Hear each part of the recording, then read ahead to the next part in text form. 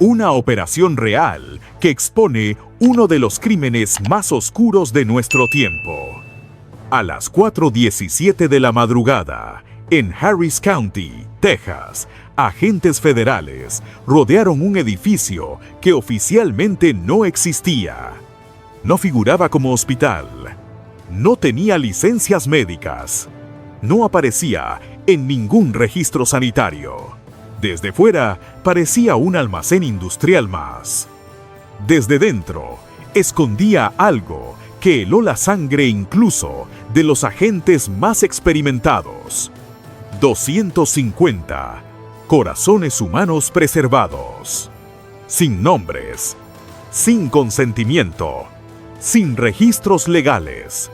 La pregunta no era ¿qué habían encontrado? La verdadera pregunta era, ¿de dónde venían esos corazones? Quédate, porque lo que se descubrió conecta migrantes desaparecidos, carteles, millones de dólares y compradores internacionales. El edificio se levantaba en una zona industrial, al este de Houston, un lugar donde el ruido constante de motores y el ir y venir de tráileres hacen que casi nada llame la atención. Rodeado de depósitos logísticos y naves de carga, el almacén se camuflaba perfectamente entre estructuras idénticas. Desde el exterior no había rótulos, ni logos, ni señales de actividad médica. Era, en apariencia, solo otro punto más dentro de la cadena industrial de la ciudad.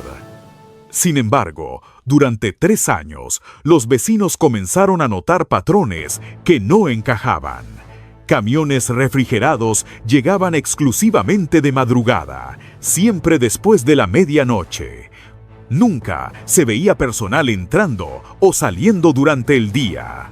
Las puertas permanecían cerradas, las ventanas cubiertas, y un sistema de cámaras de seguridad vigilaba cada acceso, cada ángulo, cada posible aproximación.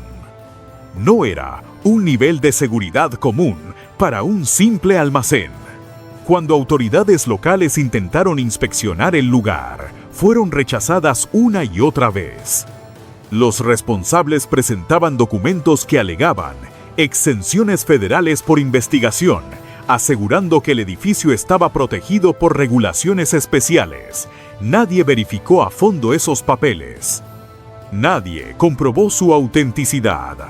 Años después, se sabría que todas esas exenciones eran completamente falsas, creadas únicamente para bloquear cualquier supervisión. Todo cambió en septiembre de 2025, cuando el FBI recibió una denuncia anónima. El informante era un ex-empleado. No solo habló, entregó pruebas. Fotografías tomadas dentro del edificio mostraban filas interminables de frascos de vidrio, alineados con precisión industrial. Dentro de ellos, corazones humanos suspendidos en soluciones químicas, cada uno marcado con etiquetas escritas a mano. No nombres, no hospitales, no historiales, solo códigos. No existía aprobación ética, ni supervisión médica, ni vínculo con universidades o instituciones acreditadas. Nada que justificara legalmente lo que se estaba almacenando allí. ¿Cómo puede un lugar así operar durante años, mover camiones, dinero y material humano, sin que nadie, absolutamente nadie, lo detenga a tiempo? La vigilancia formal comenzó el 2 de octubre, cuando los agentes federales decidieron observar sin intervenir. Durante días y luego semanas, documentaron cada movimiento alrededor del edificio. Pronto emergió un patrón imposible de ignorar. Camiones refrigerados llegaban de manera regular desde El Paso, San Antonio y Laredo, todas ciudades ubicadas en corredores fronterizos clave. En los registros oficiales, el contenido siempre aparecía descrito de forma genérica como suministros médicos, una categoría lo suficientemente amplia como para no levantar sospechas inmediatas. Pero mientras los camiones parecían rutinarios, El flujo de dinero revelaba una realidad completamente distinta. En apenas 14 meses, más de 18 millones de dólares circularon a través de una red de empresas fantasma registradas en distintos estados de EU.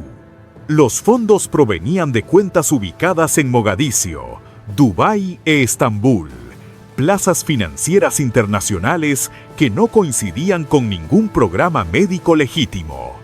Los montos, la frecuencia y la fragmentación de las transferencias no se parecían en nada a presupuestos reales de investigación científica. Al cruzar los datos financieros con registros migratorios y corporativos, un nombre comenzó a repetirse con insistencia: Abdirrahman Khalif Osman. Oficialmente, figuraba como un ciudadano somalí con una visa de investigación médica, respaldada por supuestas credenciales hospitalarias. Sin embargo, una revisión más profunda expuso la mentira. El hospital al que decía estar afiliado había cerrado años antes. Sus documentos eran falsos, su estatus legal, fraudulento.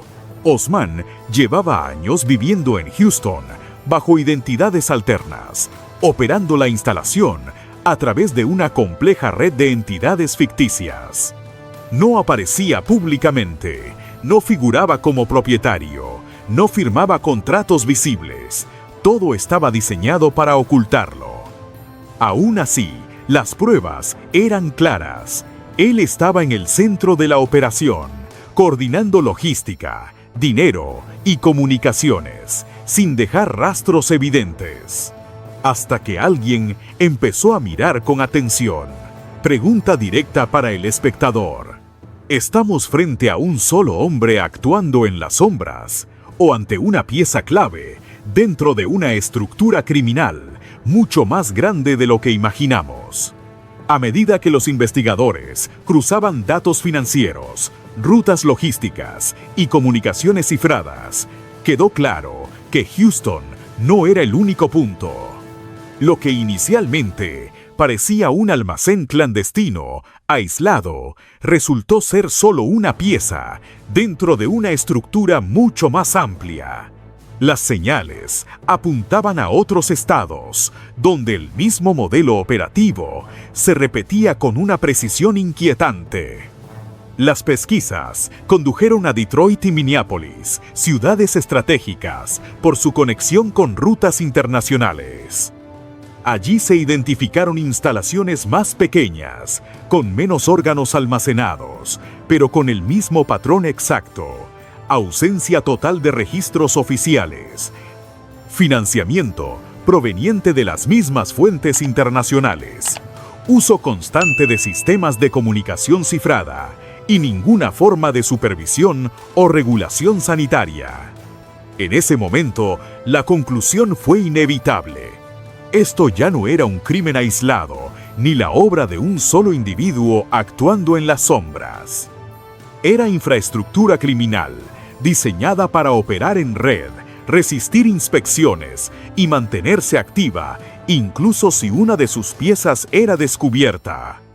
Si estás entendiendo la magnitud de lo que se revela aquí, deja un like ahora para que más personas vean hasta dónde llega esta red. El 16 de noviembre, a las 4:04 a.m., comenzó la operación simultánea en 3 estados. Oscuridad, silencio, sorpresa total. En Houston, al romper la puerta reforzada, los agentes entraron al corazón del horror. Estanterías completas, llenas de frascos. 250 corazones humanos. Cada uno una vida. En la oficina, Osman fue detenido sin resistirse. Se incautaron toda, prebudo, préboda, prebuda, prebudo, prebuda, teléfonos cifrados, pasaportes falsos, $470 en efectivo, un cuaderno con 32 nombres codificados y ciudades fronterizas. Detroit y Minneapolis revelaron más órganos y documentos parcialmente quemados. Los códigos del cuaderno coincidieron con reportes en México. Migrantes desaparecidos en Reynosa, Matamoros, Ciudad Juárez. Cuerpos encontrados en fosas poco profundas, sin órganos. Los mensajes recuperados confirmaron lo impensable. Carteles secuestraban migrantes, extraían órganos y los vendían a redes internacionales. Compradores en Medio Oriente pagaban hasta $90 por un solo corazón. Osman confesó: él no mataba, él almacenaba, preservaba y enviaba. Las fotos encontradas mostraban a las víctimas vivas, sosteniendo números como mercancía.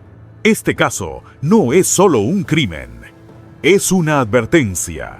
Demuestra cómo la pobreza, la migración y el dinero sin ética pueden crear un sistema donde la vida humana tiene precio.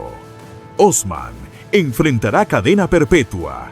Otros cómplices ya fueron arrestados. Pero muchos compradores siguen libres. La pregunta final no es cuántos corazones encontraron, sino cuántos más existen en lugares que aún no han sido descubiertos. Ahora, dime tú, ¿crees que los compradores deberían enfrentar las mismas penas que los traficantes? Dale like si crees que estas historias deben contarse. Suscríbete para no perderte investigaciones como esta. Comenta tu opinión. El silencio también protege a los culpables. Porque mientras alguien mire hacia otro lado, este mercado seguirá latiendo en la oscuridad.